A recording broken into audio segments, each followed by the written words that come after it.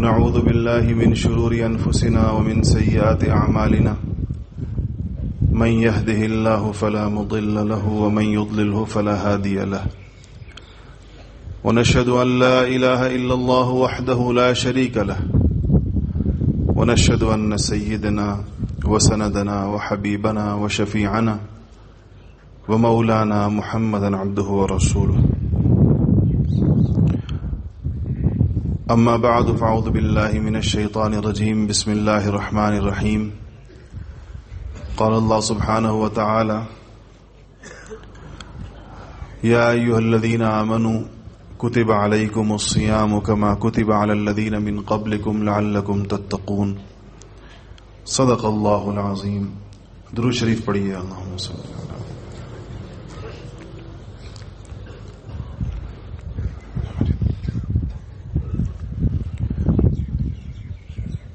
میرے محترم بھائیو اور دوستو،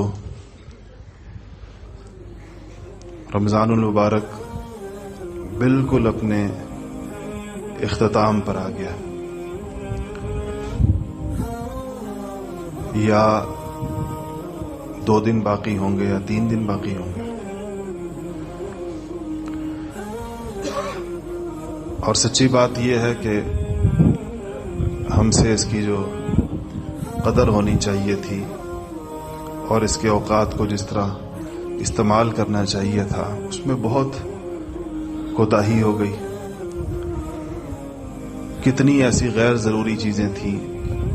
لغو چیزیں تھیں یا وقت کو ضائع کرنے والی چیزیں تھیں جس کا انسان مرتکب ہو جاتا ہے. اس ماحول کا فائدہ یہ ہوتا ہے کہ انسان یہاں گناہوں سے تو اللہ تعالیٰ کے فضل و کرم سے مجتنب ہوتا ہے، لیکن وقت ضائع کرنے والی چیزیں تو انسان کے ساتھ ہر جگہ ہی لگی ہوتی ہیں. ایک تو رمضان المبارک کی گھڑیوں کو بہت ہی سمجھ کر اور تول کر خرچ کرنا چاہیے، اور ہر وقت ایک دوسرے کو اس کی تذکیر اور مذاکرہ کرتے رہنا چاہیے کہ اس میں بات چیت زیادہ نہ ہو، بہت زیادہ انسان کا سونا نہ ہو. خاص طور پر یہ بات چیت کرنا بہت مضر بتایا بزرگوں نے، کیونکہ اسی میں جو گناہ رہ جاتے ہیں یہاں پر وہ غیبت کے، لایانی کے، مبالغے کے، جھوٹ کے، جس کا تعلق گفتگو کے ساتھ ہے، جس کا تعلق ایک دوسرے سے بات چیت کے ساتھ ہے، اس کا ارتکاب انسان سے ہوتا رہتا ہے، زیادہ بولنے والے سے، باتیں کرنے والے سے. حضرت شیخ الحدیث مولانا زکریا صاحب رحمۃ اللہ علیہ نے جو آخری اعتکاف پاکستان میں فرمایا تھا فیصل آباد میں، حضرت مفتی زین العابدین صاحب رحمۃ اللہ علیہ کے مدرسے دارالعلوم فیصل آباد میں، اس کے ملفوظات کسی نے جمع کیے ہیں. اس میں حضرت شیخ بیان تو کرتے نہیں تھے، لیکن جو تھوڑے بہت نصیحتیں کبھی خود کرتے تھے، کبھی کسی سے کہلواتے تھے کہ لوگوں سے یہ کہہ دو، مجمع سے یہ کہہ دو. تو اس میں جو ان ملفوظات میں اگر آپ دیکھیں گے تو سب سے زیادہ تاکید جس بات کے اوپر ہے وہ آپس میں بات چیت کرنے سے منع فرماتے تھے. فرماتے تھے کہ پہلے زمانے میں صوفیاء کہتے تھے کم کھاؤ اور کم سو، تو میں یہ دونوں چیزیں نہیں کہتا آپ لوگوں سے. آپ بے شک جتنا کھانا چاہتے ہو کھاؤ، جتنا سونا چاہتے ہو سو، لیکن بولو نہیں کہتے تھے آپس میں. یہاں پر بھی جو حضرت اتنی تاکید فرماتے ہیں بات چیت کے بارے میں کہ آواز نہ ہو اور خاموشی ہو، اور ضروری بات چیت بہت ہی دھیمی آواز کے اندر ایک دوسرے کے ساتھ کی جائے. یہ اس سارے ماحول میں عبادت کو غالب رکھنے کے لیے اس کی ضرورت ہوتی ہے. کسی ماحول میں کیا چیز غالب ہوتی ہے یہ اس میں رہنے سے بخوبی اندازہ ہو جاتا ہے. یہاں آپ نے دیکھا ہوگا ماشاءاللہ اس آخری عشرے میں خاص طور پر عبادت کا غلبہ ہوتا ہے. 24 گھنٹے آپ کسی وقت بھی باہر نکل آئیں، صحن میں، برآمدوں میں، مسجدوں میں، الحمدللہ اہل توفیق جس چیز کی ان کو توفیق ہو اس میں لگے ہوتے ہیں، کوئی تلاوت میں، کوئی ذکر میں، کوئی نوافل میں، کوئی دعاؤں میں. اور سچی بات یہ ہے کہ یہ مہینہ ہے بھی انہی چیزوں کا. علماء نے بہت اس پر لکھا ہے کہ یوں تو مسلمان کی ساری زندگی عبادت ہے اور بہت سارے کام نیت کی درستگی سے عبادت بن جاتے ہیں، لیکن ایک براہ راست عبادت ہے جیسے کہ تلاوت ہے، جیسے کہ نوافل ہیں، نمازیں ہیں، ذکر ہے. یہ مہینہ براہ راست عبادت کرنے کا اور سارے کاموں سے اپنے آپ کو ہٹا کر براہ راست عبادت پر لگانے کا مہینہ ہوتا ہے. ہمارے مدارس میں دیکھیں قرآن و حدیث پڑھایا جاتا ہے، جو عبادت کی کتنی اونچی شکل ہے، کتنے اس کے اوپر فضائل ہیں، نفلی عبادات کے اوپر اس کے زیادہ، یعنی قرآن شریف کی ایک آیت کا اتنے نفلوں سے زیادہ ہونا، اس پر کیسی سری روایات موجود ہیں قرآن شریف کے پڑھنے پڑھانے پر۔ اس کے باوجود ہماری روایت رہی بر صغیر کے مدارس میں کہ رمضان میں چھٹی کر دی جاتی تھی، کی جا رہی ہے کتنے زمانوں سے، جب سے ہم نے مدارس کے نظام کا سنا ہے تو رمضان کی چھٹی کی جاتی تھی۔ اور یہ اتنے اہم مشغلے سے بھی علماء اپنے آپ کو عبادت کے لیے فارغ کر لیا کر، کیونکہ باقی پورا سال ان کا مطالعے میں، تدریس میں، تحقیق میں، کسی کا تصنیف میں، دعوت میں، لوگوں کے ساتھ ایک جو تعلق ہے اصلاح و ارشاد کا، اس میں چونکہ اوقات اس میں لگتے تھے سارے 11 مہینے، تو یہ 12واں مہینہ خاص کر لیا کرتے تھے کہ بس اس میں یکسو ہو جائیں گے اور عبادت کریں گے۔ اور پھر ان کی یکسوئی کی بھی عجیب عجیب قسمیں تھیں اور ایسے عجیب عجیب ذوق تھے اس کے اندر، کس طرح اپنے آپ کو سب سے کاٹ کر اور اس کے بعد صرف اس میں عبادت کیا کرتے تھے۔ یہ مہینہ اور اس کا یہ جو وقت ہے، یہ در حقیقت اسی کام کے لیے، یہ اللہ تعالیٰ کا بڑا فضل ہے کہ یہاں پر اللہ جل شانہ نے ہمیں اس کا پھر ماحول بھی عنایت فرمایا۔ اس ماحول کا ہمیں بہت زیادہ فائدہ اٹھانا چاہیے۔ کل ختم ہوا ہے، لیکن ختم کا بالکل مطلب یہ نہیں ہے جیسے رمضان کا اختتام ہو گیا۔ رمضان کا تو بہت اہم ترین حصہ باقی ہے، جتنی راتیں آخری جا رہی ہوتی ہیں، یہ تو ایک خاص، جس طرح ایک نعمت انسان سے رخصت ہو رہی ہوتی ہے تو اس کی کیفیت ہوتی ہے۔ حضرت شیخ الحدیث مولانا زکریا صاحب نور اللہ مرقدہ کے ہاں رمضان کا اہتمام بہت زیادہ ہوتا تھا، تو ان کے سوانح نگاروں نے لکھا ہے کہ یہ جب آخری 2-3 دن آتے تھے، حضرت شیخ کے اوپر ایک عجیب قسم کا غم طاری ہو جاتا تھا، رمضان کے جانے کا غم، اور اس بات کا کہ بس یہ گویا کہ رحمت کا ایک خاص دروازہ ہے جو رمضان میں کھلتا ہے اور رمضان کے جانے کے بعد وہ بند ہو جاتا ہے۔ تو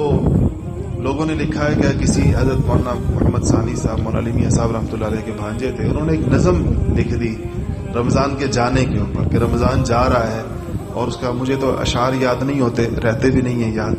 مفہوم یاد رہ جاتا ہے۔ تو اس کا مفہوم یہی ہے کہ بس ایک اب جو ہے وہ چل چلاؤ ہے، اور ساقی جو ہے جو بہت ہی فراوانی کے ساتھ اور وسعت کے ساتھ اللہ تعالیٰ کی یعنی رحمتوں اور اللہ کی معرفتوں اور محبتوں کو جو بانٹنے والا ساقی ہے، وہ اپنا دروازہ بند کرنے والا ہے کیونکہ رمضان جا رہا ہے۔ تو انہوں نے کہا کسی نے کہا کہ حضرت یہ نظم سنا دیں، تو کہا تو دبانے والے کہتے ہیں جو کچھ لوگ پاؤں دبا رہے تھے، خدمت کر رہے تھے، تو انہوں نے نظم شروع کی اور کہا حضرت شیخ کے اوپر اتنا گریہ طاری ہوا کہ اب اور اس سے اتنے جھٹکے لگنے لگے اس گریے کے کہ کہا کہ جو دبانے والے کہتے ہیں کہ وہ ہر شعر کے اوپر ایسے جیسے کہ 2-4 انچ بستر سے اوپر اٹھتا تھا ان کا جسم، اور پھر واپس بستر پر آتا تھا، شدت گریہ کی وجہ سے، رونے کی وجہ سے، اس خیال کی وجہ سے کہ رمضان المبارک رخصت ہو رہا ہے۔ اور خدا جانے ہمیں کیا پتا کہ اس میں ہمارا شمار خوش بختوں میں ہوا ہے یا بدبختوں میں ہوا، یعنی ہمارا شمار، نبی کریم صلی اللہ علیہ وسلم تو خود فرمایا کہ بدقسمت ہے وہ بندہ جو رمضان کو پائے اور اپنی مغفرت نہ کروائے۔ تو ہم میں سے کون یہ یقین سے کہہ سکتا ہے کہ ہمارا شمار ان لوگوں میں سے ہے کہ جن کی مغفرت ہو گئی اس رمضان میں؟ جب یہ غم کسی کو لاحق ہو کہ رمضان ختم ہو رہا ہے اور مجھے اپنا شمار معلوم نہیں کہ کن لوگوں کے اندر ہے، تو آپ سوچیں کہ اس کی رمضان کے آخری گھڑیوں کے اندر اس کی کیا کیفیت ہوگی، آخری دنوں کے اندر اس کی کیا کیفیت ہوگی۔ تو ہمارا یہ ساتھی ماشاءاللہ اتنی بڑی تعداد میں اب بھی یہاں پر موجود ہیں، اور ایک مجمع ظاہر ہے، مختلف قسم کے ساتھی آتے ہیں، دعا والے بھی ہوتے ہیں، چلے والے بھی ہوتے ہیں، چلے والوں کا مجمع پورا ہو گیا، لیکن یہ آپ جو حضرات اب مصنون اعتکاف والے بچ گئے ہیں، آپ کے لیے تو یہ آخری 2-3 دن مزید بہت زیادہ زور لگانے کی، اور مزید بہت زیادہ موقع بھی اب آسان ہو گیا تھوڑا سا، آپ کے لیے جو تکلیف آپ کو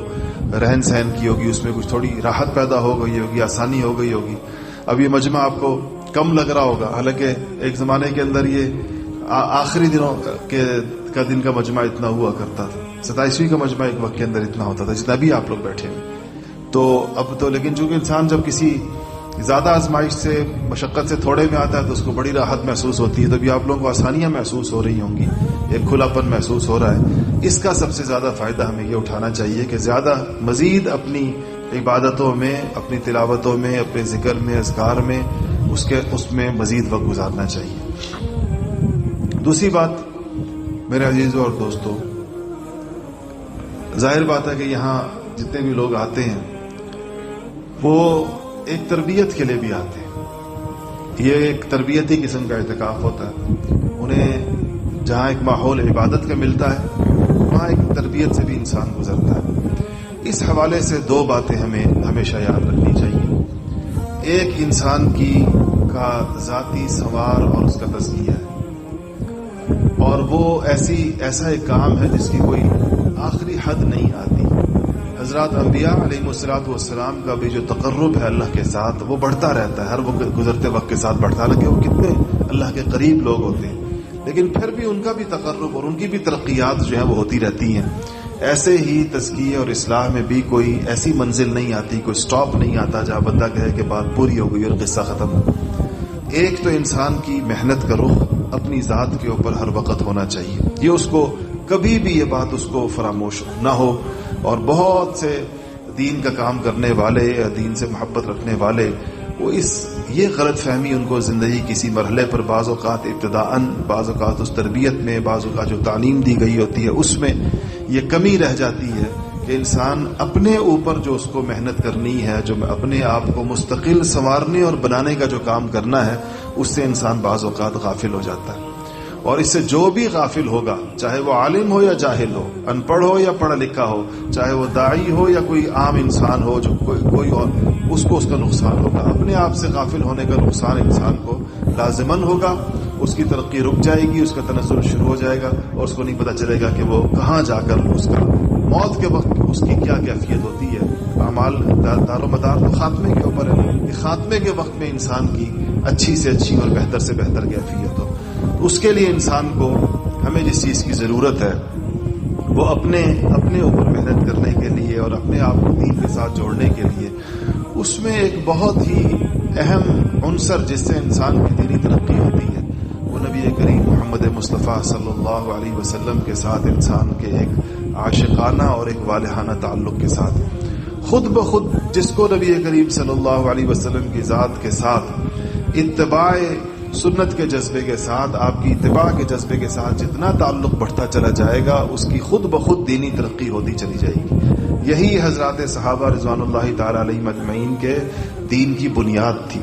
صحابہ نے دیکھیں قرآن شریف کے نزول کا پورا زمانہ پایا. جو ابتدا میں صحابہ مسلمان ہوئے جن کی بہت تعریف کی گئی ہے، سابقون الاولون، انہوں نے تو ان کے زمانے میں تو قرآن تھوڑا سا نازل ہوا. ان کے سامنے 23 سالوں میں قرآن نازل ہوتا رہا.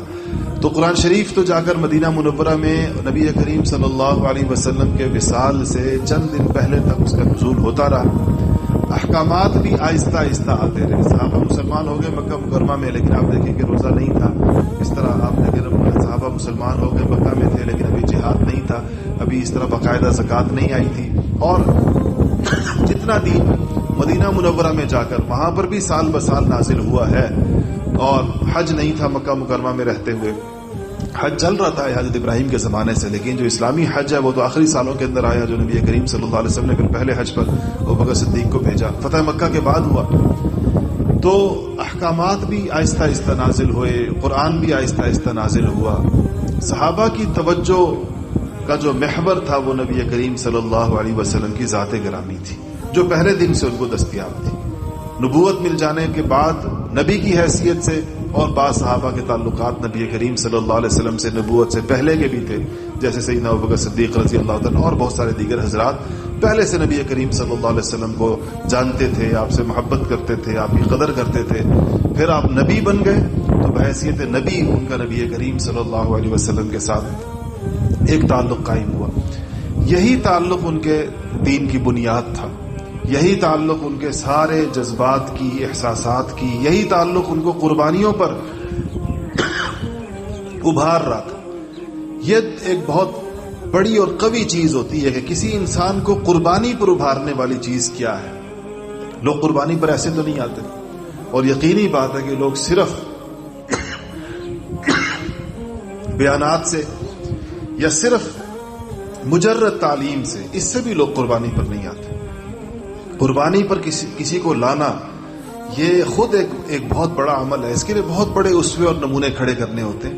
اس کی اپنی ایک ترتیب ہے. وہ لوگ بے دینی کے لیے بھی قربانیاں دیتے ہیں، لوگوں نے کفر کے اوپر بھی جانیں دی ہیں. تو آپ دیکھیں کوئی نہ کوئی اس کی بھی بنیاد ہوتی ہے جس کی بنیاد پہ لوگ کھڑے کیے جاتے ہیں, لوگ جوڑے جاتے ہیں. تو حضرات صحابہ رضوان اللہ تعالی علیہ مجمعین کو نبی کریم صلی اللہ علیہ وسلم کی ذات گرامی کے ساتھ ایک بڑا غیر معمولی قسم کا تعلق تھا. ایسا تعلق تھا کہ دیکھنے والوں کو اس کے اظہار کی تعبیر نہیں ملی, اور جس نے بھی دیکھا تو اس نے کہا کہ جی تعلق کی یہ مثال میں نے نہیں دیکھی. بڑے بڑے عروہ ابن مسعود جب صلح حدیبیہ کے موقع کے اوپر واپس گئے تو انہوں نے جا کر قریش سے کہا کہ میں وہ ویسے بھی بڑے آدمی تھے, طائف کے بڑے لوگوں میں سے تھے, اور یہ قرآن کی جو آیت ہے کہ من القریتین عظیم کی جو یہ لوگ کہتے تھے کہ اللہ پاک نے یہ قرآن یا یہ رسالت ان دو مکہ اور طائف کے دو بڑے لوگوں کو کیوں نہیں دیا. تو کہتے ہیں تو اس کی تفسیر مفسرین نے لکھا ہے کہ اس میں مراد مکہ کے اندر ولید ابن مغیرہ تھا, خالد ابن ولید کے والد, اور طائف سے یہ عروہ ابن مسعود تھے کہ یہ لوگ بڑے سمجھے. تو اس نے کہا کہ واپس جا کر کہا کہ میں نے دنیا کے تمام بادشاہوں کے دربار دیکھے ہیں, قیصر کا دربار دیکھا ہے, کسرا کا دیکھا ہے, نجاشی کا دیکھا ہے, جو اور دنیا میں, اور میں نے ان کے لوگ بھی دیکھے ہیں, اور میں نے دنیا کے بڑے بڑے سپہ سالار اور ان کے لشکر اور ان کے ساتھ ان کے جانثار بھی دیکھے ہیں, لیکن جو منظر میں نے محمد صلی اللہ علیہ وسلم کے ساتھ ان کے صحابہ کی عقیدت اور محبت کا دیکھا ہے, میں نے ایسا منظر کہیں پر بھی نہیں دیکھا. اس نے کہا کہ اگر وہ تھوکتے ہیں تو ان کی تھوک زمین پر نہیں گرنے دیتے, اور اگر وہ وضو کرتے ہیں تو پانی زمین پر نہیں گرنے دیتے, اور ان کے لیے جیسے جانثاری کے ساتھ ان کے ساتھ کھڑے ہوتے ہیں. یہ وہ تعلق تھا جو نبی کریم صلی اللہ علیہ وسلم کے ساتھ حضرات صحابہ کا تھا, اور اس پر کتنا کچھ دینی لٹریچر کے اندر موجود ہے, کتنا اس کے اوپر لکھا گیا ہے. اور یہ نبی کریم صلی اللہ علیہ وسلم کی شان محبوبیت بھی تھی. اللہ پاک نے آپ کو خاص ایک محبوبیت عطا فرمائی تھی کہ دلوں کے اندر آپ کی محبت ایسے بھر جاتی تھی کہ پھر اس کے اظہار کے یہ سارے مظاہر تھے جو آپ نے قربانی کے بڑے بڑے واقعات سنے اور دیکھے, یہ در حقیقت اس تعلق کے پھر اظہار کی شکلیں تھی. آج اگر آپ چاروں طرف دیکھیں گے تو آپ کو یہ نظر آئے گا کہ نبی کریم صلی اللہ علیہ وسلم کے ساتھ جو امت مسلمہ کا ایک تعلق ہے,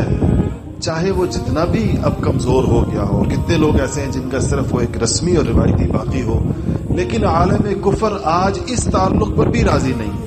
اور اس تعلق کو بھی امت کو اپنے نبی سے توڑنے کی اور نبی کریم صلی اللہ علیہ وسلم کے ساتھ اس ایک خاص قسم کے ربط کو اور ایک تعلق کو اور ایک عقیدت کو اور ایک غیر معمولی محبت کو, اس کو کم کرنے کے لیے کتنے اقدامات دنیا میں ہیں جو صرف اسی مقصد کے لیے کیے جاتے ہیں.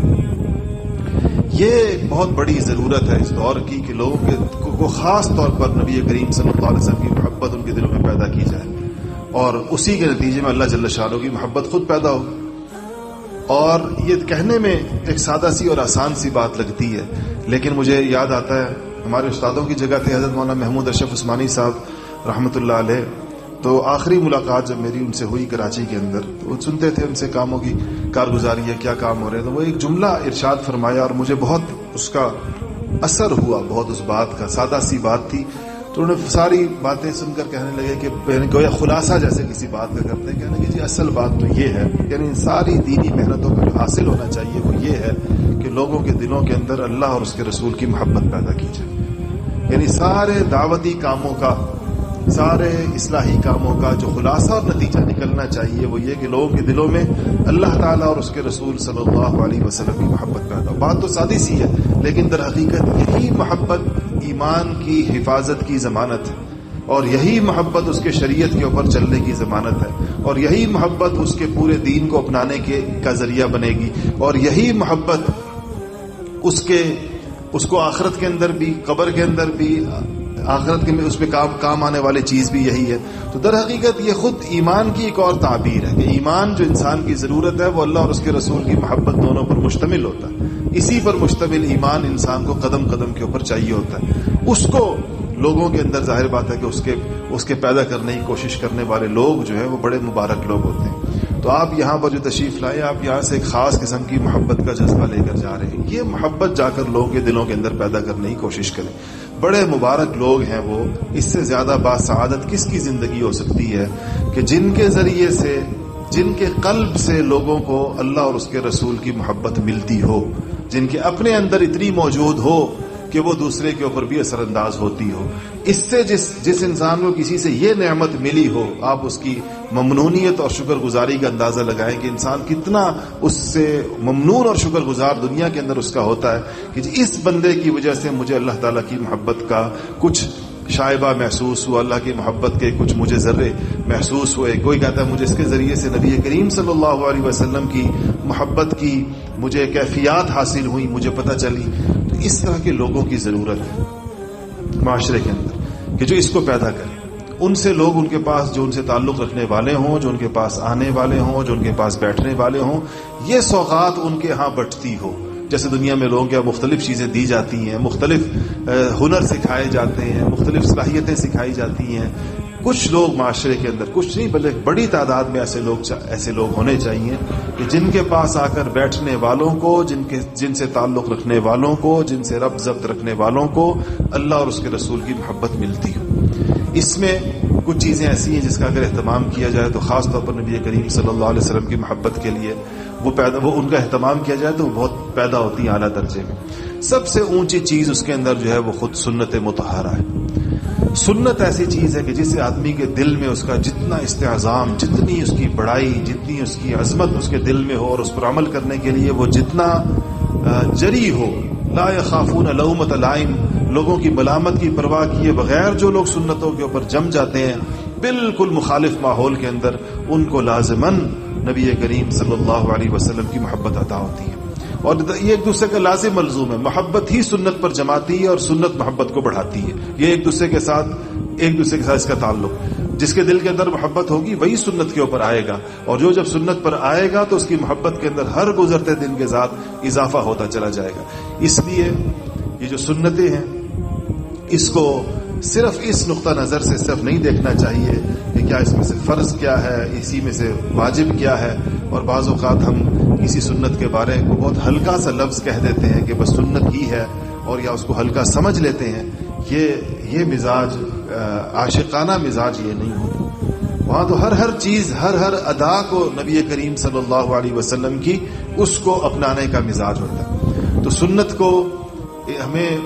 اس کا ایک طبیعت اور مزاج بنانی چاہیے، اور اس کے لیے ظاہر ہے کہ ہمیں اہل علم سے ہمارا رابطہ ہونا چاہیے کہ ہمیں پتہ ہو. علماء بتا سکتے ہیں کہ کون سی چیز سنت ہے، کون سی چیز بدعت ہے،